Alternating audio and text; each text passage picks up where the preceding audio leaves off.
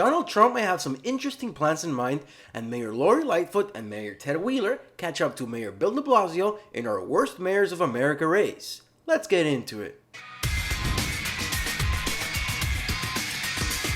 I was listening to Tim Pool's podcast last night, and his guests were Michael Malice and the infamous Alex Jones. Now, Alex Jones might be an outspoken guy on the fringes, but in all his years, most, if not all of his big stories, he has gotten them right. From the lies to get into the Iraq War to Bohemian Grove, and he even got right that scientists were turning frogs gay.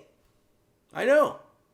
Well, they weren't turning the frogs gay, they were switching their genders, but he sort of got it right. Last night, Alex Jones brought something to my attention that I was not aware of. Trump nominated Judge Kavanaugh to the Supreme Court. Trump also nominated Judge Amy Coney Barrett to the Supreme Court, and her confirmation was rushed. That I knew. What I didn't know was this. Both Kavanaugh and Barrett served in Bush's legal team in the Bush v. Gore case that decided the 2000 election. Interestingly, Justice Roberts, also in the Supreme Court, assisted Bush during the Bush v. Gore case in 2000. So, Trump has 3 judges in the Supreme Court that fought for Bush in the 2000 Bush v. Gore election battle, legal battle. That is, something to keep in mind. My question is this. Did Trump put these people in the Supreme Court planning and knowing that he was going to contest the election results? Or, put in a less nefarious way, did Trump assume or know that the election was going to be rigged, so he put judges that helped Bush eke out a victory in 2000 in the Supreme Court? What do you think? Comment down below. Another thing Trump can do is block the certification of certain states. If some states can't certify the election by December 14th, then the election goes to the House of Representatives delegation vote. And that is going to be won by the Republicans hands down, which means that Trump would win the presidency. Now, is Trump purposely delaying the election and trying to get the certification process delayed past December 14th in order for the vote to go to the House and for him to become president? Maybe. What do you think? Comment down below. I don't have the problem with the first route. The second route, I found a little more problematic. It seems less ethical and feels more like a steal, though it would be well within the legal bounds and the legal process, so it would not be a steal. So, I don't know. I'm torn. But either way, a Trump presidency would be better for the country and better for the world. If Trump ends up winning the election by either one of those 2 processes that I just mentioned, then people are going to freak out. And that's because the media has already crowned Biden the president-elect. But the media has no authority to do this, guys. Come on. So the people that don't follow the news every day and don't know that this is going on think that the Vice President-elect Biden is an official thing. So if Trump ends up winning the election, they're going to freak out. They're going to riot like crazy. Maybe even a civil war. Who knows? At the end of the day, if Trump wins, it's because the laws were on his side and because some nefarious activity took place on the other side. And let me point out and let me be clear. All this mess could have been avoided if the media didn't crown Biden as president-elect. It's not official, they shouldn't have done it. Let's talk about our favorite race, Worst Mayor of America. Now, let me be honest with you. I don't think anyone is ever going to be able to displace Bill de Blasio as the worst mayor of America. He might go down as the worst mayor in America's history. I don't know. Okay? I know this, though. There are several mayors across the United States that are just trying their darnest. And today, we will focus on Ted Wheeler and Lori Lightfoot. Ted Wheeler of Portland won re-election.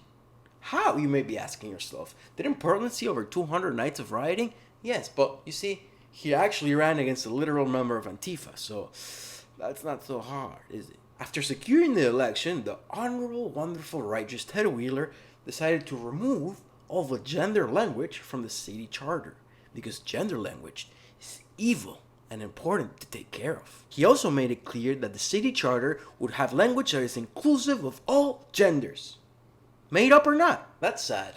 But it's not as sad as Lori Lightfoot in Chicago. When the media called the election for Biden, Lori Lightfoot decided to release a video, a PSA. It was one of the cringiest things I've ever seen. Take a look.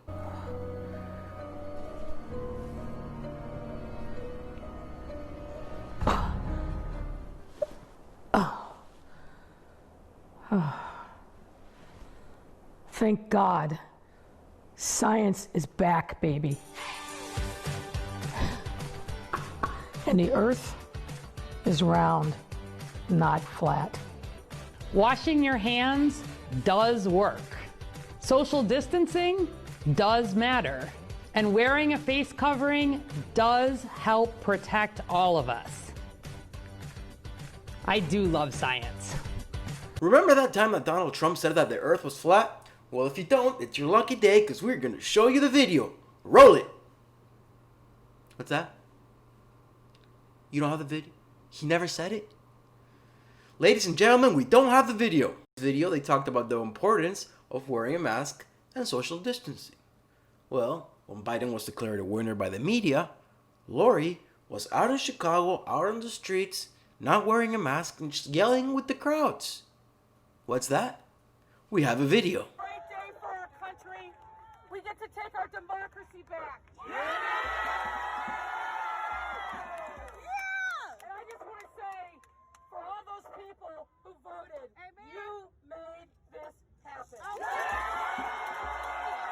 Even worse, now, Ms. Lori is putting the city under stay-at-home orders. A stay-at-home advisory for Chicago will go into effect on Monday, November 16th at 6 a.m. This advisory calls on all Chicagoans to do the following. Stay home unless for essential reasons. Stop having guests over, including family members you do not live with. Avoid non-essential travel. Cancel traditional Thanksgiving plans. I bet you she won't cancel her Thanksgiving, just like Pelosi won't cancel her hair appointments. And you know why I know this?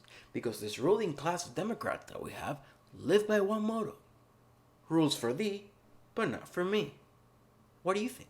Is Lori Lightfoot catching up to Bill de Blasio? Is Donald Trump planning some nefarious activity? Comment down below. Thank you for watching. Like, subscribe. Ginger out.